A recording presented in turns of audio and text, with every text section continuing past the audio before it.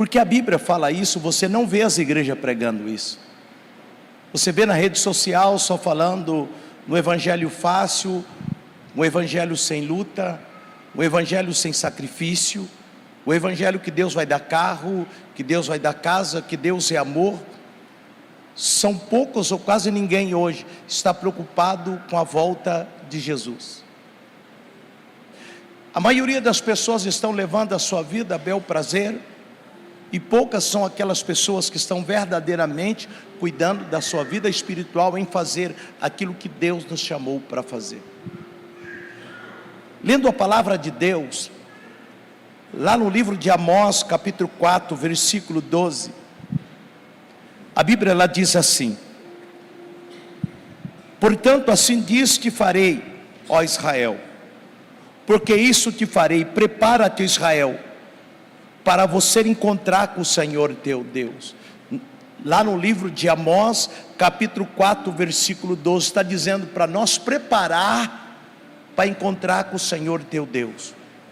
Não tem outra forma, igreja.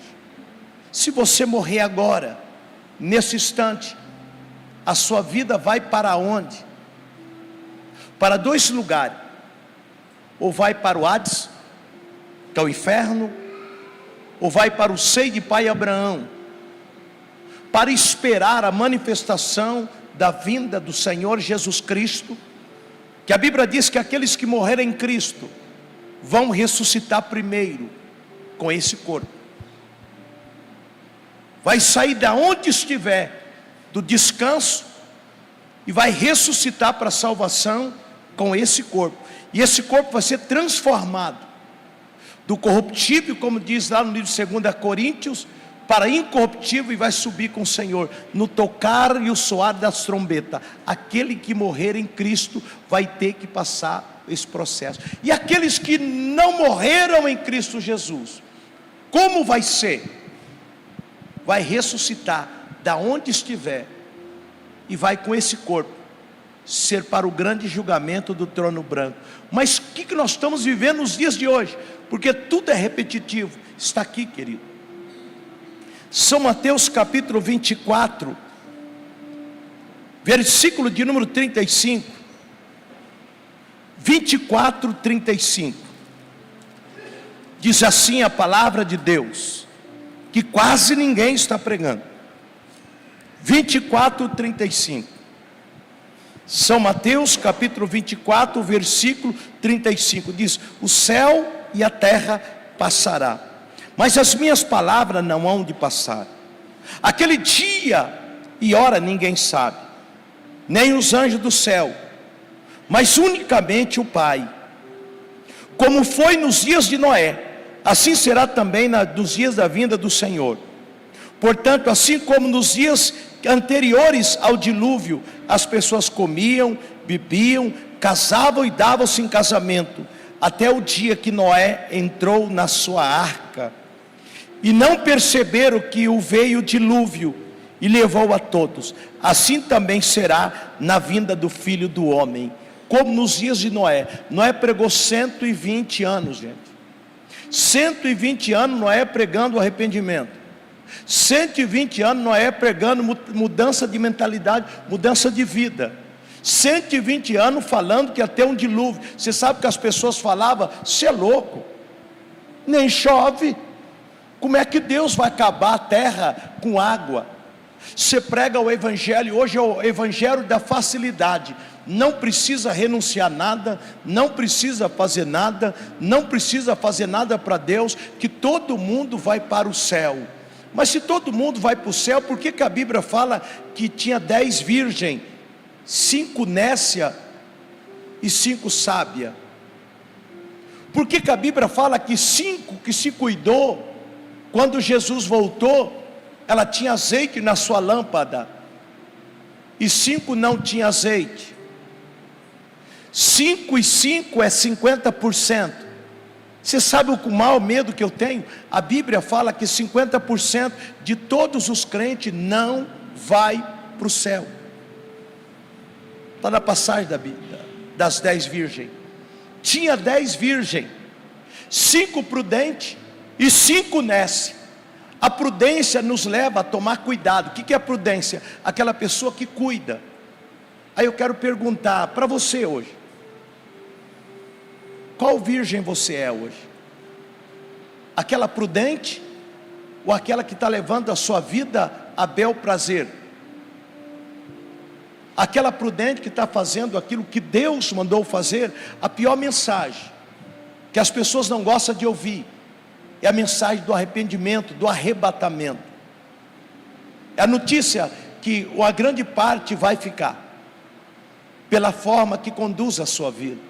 O diabo não quer que você ouve palavra de arrependimento. O diabo não quer que você ouve palavra que Jesus vai voltar e vai buscar a sua igreja. Noé saía pregando: arrependei-vos. Deus vai acabar o mundo com o dilúvio. As pessoas não acreditavam. E eu pergunto agora, é diferente. Você viu aqui enfatizando o arrebatamento. Um estava pescando, um estava dirigindo. Você já imaginou você num carro e de repente você olha e o motorista sumiu? Você já imaginou dentro da tua casa, você olha para o lado, de repente começa a procurar o teu marido, a tua esposa? Porque salvação é individual, irmão. Eu posso subir, a pastora pode ficar, a pastora Rosana pode subir, eu posso ficar. É essa a grande diferença. O que a Bíblia fala, irmão, não distraia. O diabo quer fazer tudo para distrair, chamar a nossa atenção, para nós tirarmos os nossos olhos de Cristo, nós tirar a visão do Senhor. Aí o que a Bíblia vai dizendo, Deus deixou escrito o que vai acontecer antecedendo o arrebatamento, o que vai acontecer. São Mateus capítulo 24, versículo 10, olha aqui, 24, 10, o que vai acontecer, antes de acontecer o arrebatamento, o que vai acontecer? Nesse tempo, muitos serão escandalizados, trair-vos-ão aos outros, odiarão a pessoa a outra, surgirão muitos falsos profetas e enganarão muitas pessoas. E por se multiplicar a iniquidade, o amor de muitas pessoas vai se esfriar. Mas aquele que perseverar até o fim será salvo. Vai ter muita traição, irmão. As pessoas vão trair um ao outro. Quantas traições tem acontecido nos dias de hoje, mas está escrito na Bíblia, irmão. Quando eu leio isso aqui, neste tempo muitos serão escandalizados. Quanto escândalo está acontecendo nos dias de hoje? Olha na rede social. Então o que está acontecendo hoje faz parte do arrebatamento. Só que nós precisamos acordar. Por isso que é bom se olhar na Bíblia. Coloca aqui para mim, São Mateus capítulo 24, versículo 10. São Mateus 24, 10. Nesse tempo muitos serão escandalizados. Teria muito escândalo. Trai-vos um ao outro, vai ter traição. Um irmão vai trair o outro, um crente vai trair o outro, vai ter traição. Não sou eu que estou falando, é Deus que está falando, vai ter traição aos outros. Odiarão. Nunca eu vi ódio no coração das pessoas como nos dias de hoje. Quando Cristo diz assim: amarás ao teu próximo como a ti mesmo, que faz parte do Evangelho. O que Deus quer? Que eu amo o meu irmão como eu amo a mim. Então aquilo que eu não quero para mim, eu não posso fazer para o meu irmão. Mas nós vemos nos dias de hoje, a pessoa não pensa no próximo, não pensa se aquilo que ele está fazendo está causando dor no próximo. É Bíblia, é palavra de Deus, mas está escrito aqui, vai ter traição. As pessoas vão traírem. As pessoas crentes com ódio no coração do outro, quanto pior melhor. Aí eu pergunto: que céu? Como uma pessoa dessa vai entrar no céu? Está escrito aqui do arrebatamento. e fala, coloca para mim o 24:12. 24:12. Por se multiplicar a iniquidade. O que é iniquidade, pastor? Pecado desordenado. Por multiplicar a iniquidade, o amor de muitas pessoas iriam se esfriar. E eu pergunto, o amor das pessoas estão esfriando hoje, sim ou não? Então nós estamos chegando ao final. Está lá, irmão. Isso aqui não é invenção minha. Não é eu que estou inventando.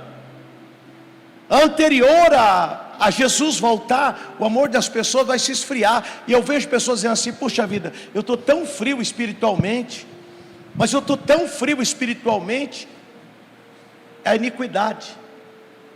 Por multiplicar a iniquidade, o pecado. Ele vive no meio do pecado.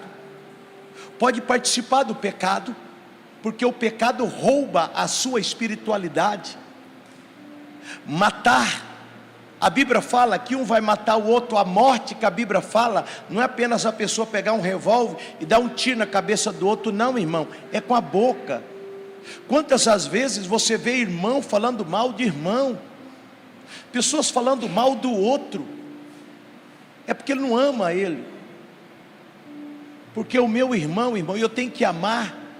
Se eu não puder fazer nada pelo meu irmão, eu tenho que orar. É isso que é Jesus, é isso que é a igreja, pelo amor de Deus. A igreja que eu estou pregando não é a igreja do evangelho quadrangular. Você está enganado, irmão. Eu estou pegando a igreja que vai morar no céu. Será que essa igreja que eu vou morar no céu, ela prega amor? Será que essa igreja que eu vai morar no céu, ela prega que eu devo amar o meu próximo? Quem é o meu próximo? É aquele que está próximo de mim. Aquilo que eu não quero para mim, eu não quero para ele. Aquilo que eu não quero que ninguém faça para mim, eu não faço para as outras pessoas. Você vê um ódio no coração dos crentes. Você vê um ódio na vida das pessoas. Por que Deus deixou escrito isso? Para nós mudarmos. Para nós mudarmos. Jesus está vindo buscar a sua igreja.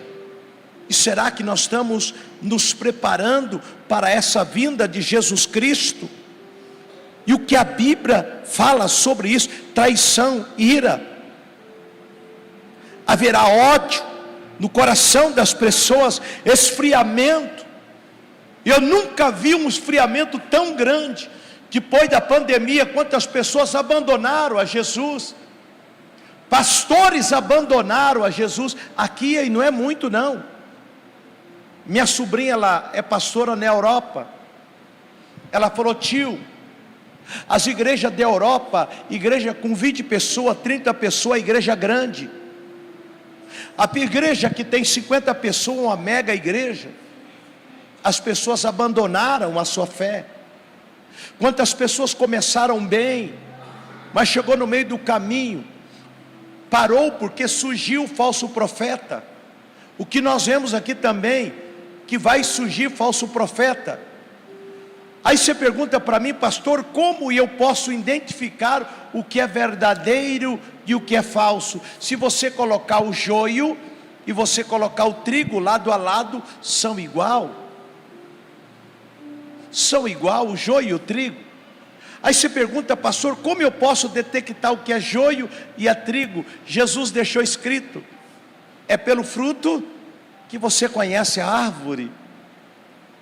Uma fonte não pode jorrar água doce e pode jorrar da mesma fonte água salgada. Se aquela fonte de água estiver fazendo ao contrário do que está escrito na Bíblia, você que quer ter vitória, você que quer ser vitorioso, quando alguém vir falar alguma coisa para você, você abre a Bíblia e diz para ele aonde que está embasando aquilo que você está ouvindo. As decisões que você está tomando é baseado no que? Sendo que Paulo diz que a palavra de Deus é a nossa única regra de fé. Por isso que é muito importante a pessoa conhecer a palavra de Deus. O livro de Oséias fala, o meu povo é destruído porque falta conhecer. Porque o falso profeta vai pregar um falso evangelho para você. Mas se você conhece o original, o evangelho genuíno, Paulo fala: se alguma pessoa vier pregando um evangelho que não seja esse, que esteja na Bíblia, até os anjos, pode ser um anjo do céu, está lá em Efésios, e pregar outro evangelho, que não seja esse que está na palavra, julga anátema. Você sabe o que é anátema? É maldito. Nós não podemos caminhar segundo o sentimento. A Bíblia diz: a palavra de Deus é nossa única regra de fé. Eu não posso chegar aqui e pregar para você o que eu acho. Por isso que nós pregamos baseado na Bíblia. Bem, na verdade, quem fala com vocês é o próprio Espírito de Deus, mostrando na palavra. E nós lemos no início: passará o céu, passará a terra, mas a minha palavra, não há de passar. Quando Deus voltar, nós seremos julgados pela sua palavra. Quando a Bíblia diz em Apocalipse capítulo 21, abriu o livro dos nossos atos, o livro do que nós fazemos, abriu o livro, e olhou nesse livro, que estava escrito nesse livro. Uma coisa eu quero esclarecer para você hoje: Deus não leva em tempo o vosso tempo de ignorância. Aí você pergunta: que tempo é de ignorância? O tempo que eu não conhecia a Jesus. Mas o tempo de sabedoria, de conhecimento, eu vou ter que prestar conta diante de Deus. Deus não levou em conta o tempo que Adão e que Eva não conheciam o que podia, o que não podia. Mas Deus chega em Adão e diz: Adão, de todo fruto você pode comer livremente, mas o dia que você comer, Adão, desse fruto, dessa árvore, você vai morrer. Eva vai lá e come e dá para Adão. O que Deus faz? Pega Adão e lança fora do paraíso. Deus só vai cobrar de nós o que nós conhecemos. E nesta noite o Espírito Santo de Deus está falando nessa igreja, e esta palavra está marcada no céu. O anjo do Senhor que tem esse livro está marcando: Jesus está voltando para buscar a sua igreja. Jesus está voltando para buscar a sua igreja. E o que Deus vai cobrar de mim, o que Deus vai cobrar de cada cidadão, de cada pessoa: primeiro, o que nós fizemos com Cristo que Ele nos deu. O que nós fizemos? O que você está fazendo com Jesus? Seria mais fácil se eu viesse aqui nessa noite e pregasse que todo mundo vai para o céu. Eu seria um falso profeta. Se eu chegasse aqui e falasse para você que Deus iria perdoar todos os seus pecados, que você não confessou e que você não abandonou, eu seria mentiroso.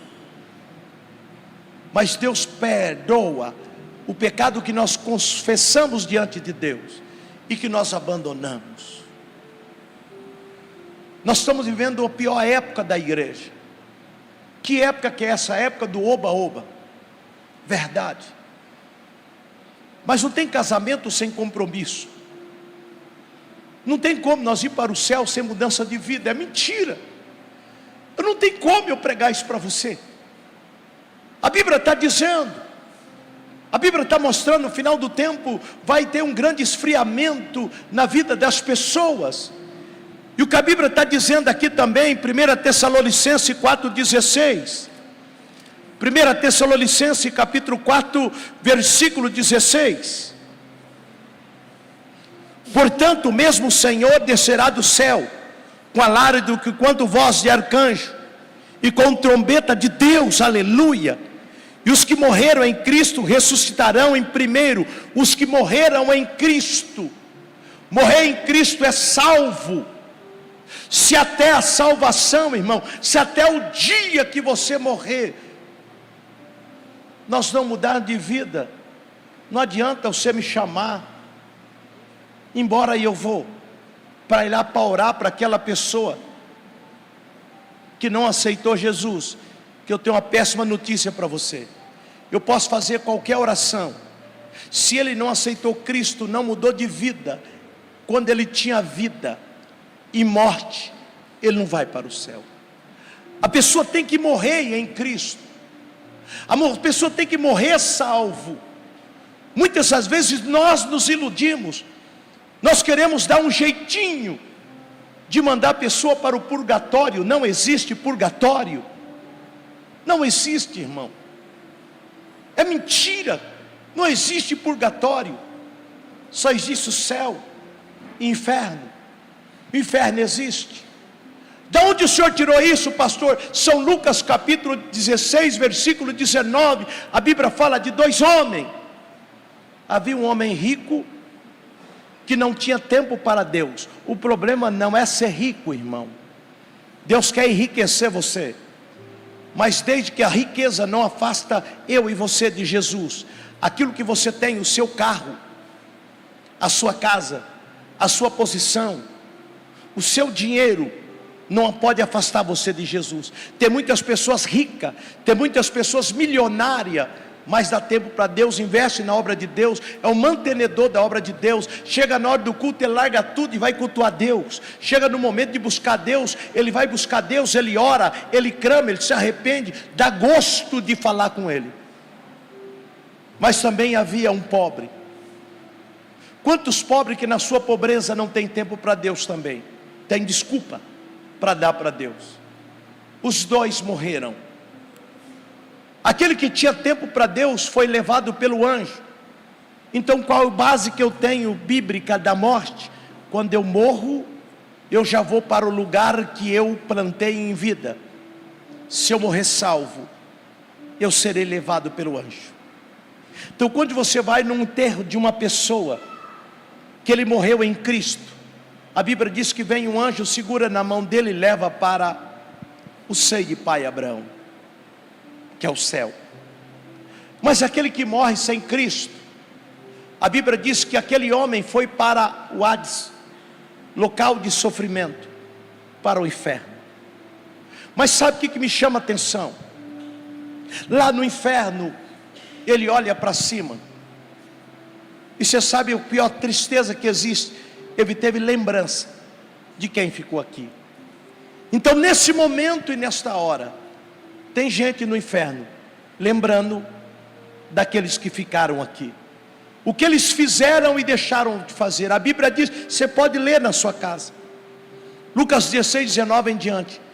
Eles olham para cima e diz: pai Abraão, deixa eu voltar, deixa eu voltar para pregar o evangelho. Eu tenho 5 irmãos, um pai e uma mãe, eles praticam o mesmo ato que eu não tinha tempo para Deus, eles também não têm. Deixa eu voltar para lá e dizer: gente, muda a sua atitude, senão você vai para onde eu fui, aonde eu estou. E Deus fala: não, toda oportunidade eu te dei na sua vida, toda oportunidade de salvação, de pregar o evangelho, de falar de Jesus, de amar, de perdoar, Deus dá no tempo de vida meu. Aí eu pergunto: o que nós estamos fazendo com o tempo de vida nosso? Estamos gastando a nossa vida naquilo que é apenas bem para nós, ou naquilo para que Deus nos chamou para fazer?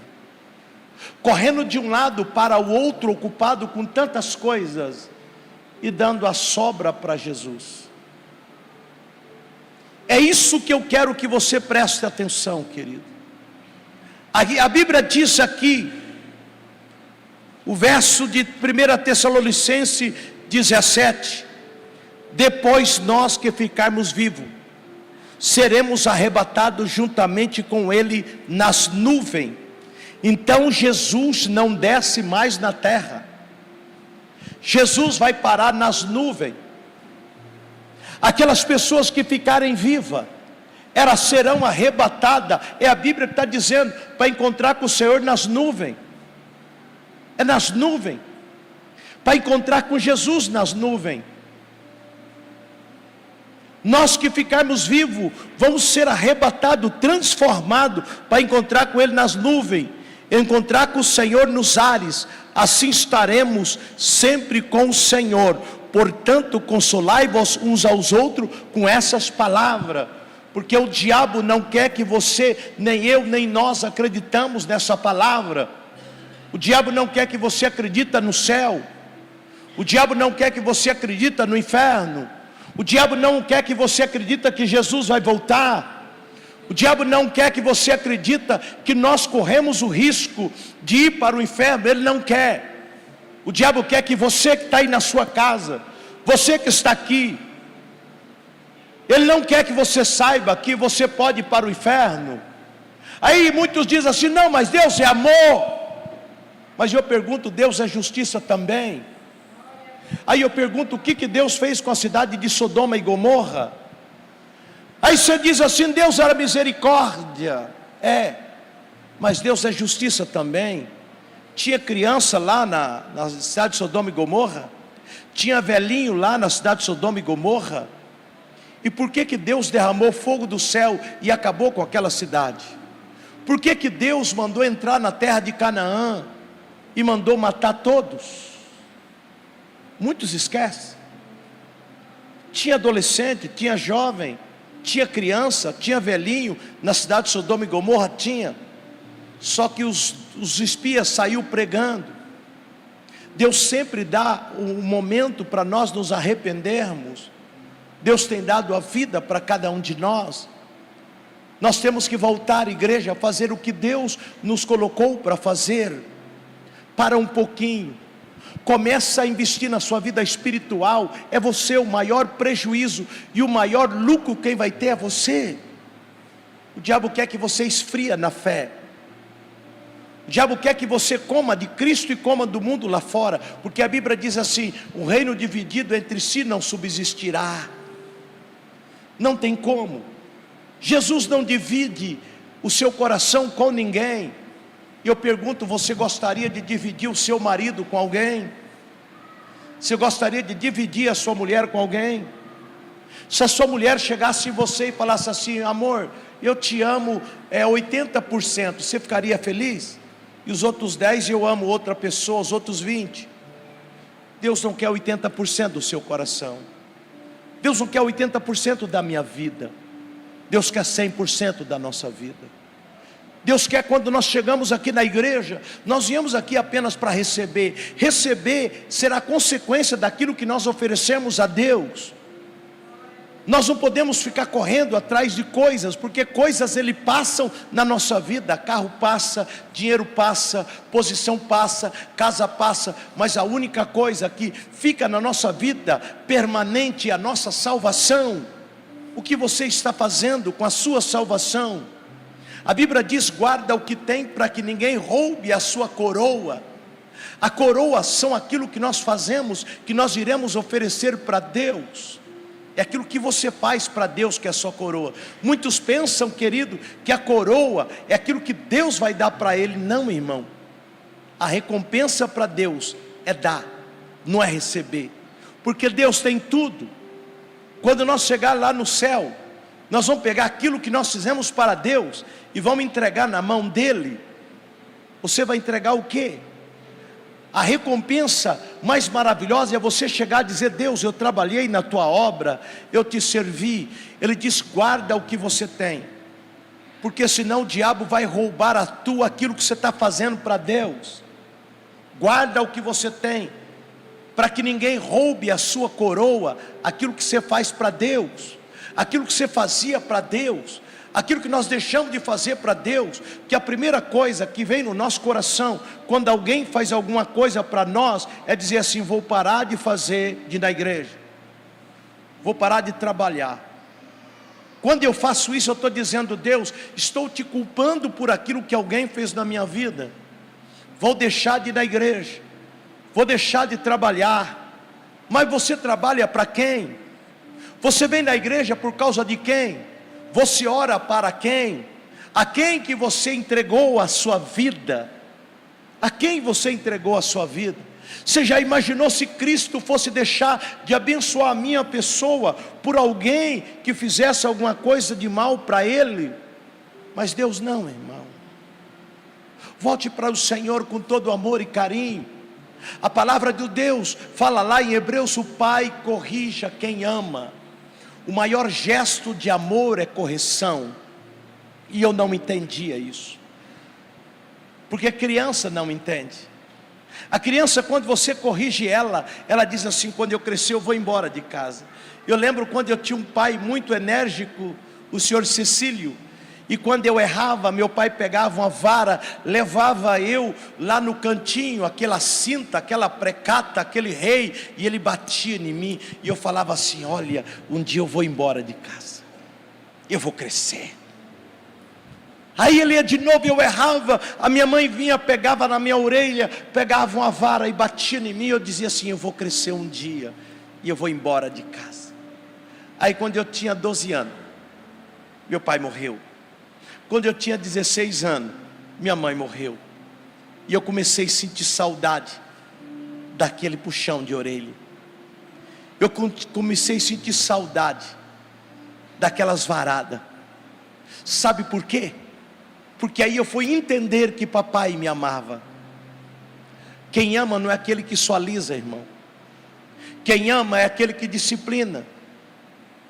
Nós aprendemos na nossa vida só ouvir sim, mas Deus fala muito mais não do que sim. Você sabia disso? Muitas pessoas não estão preparadas para ouvir não. Não entrará no reino do céu quem não aceitar a Jesus. Deus fala muito não. Não entrará no reino do céu quem não aceitar a Jesus. Não entrará no reino do céu quem não tiver uma transformação.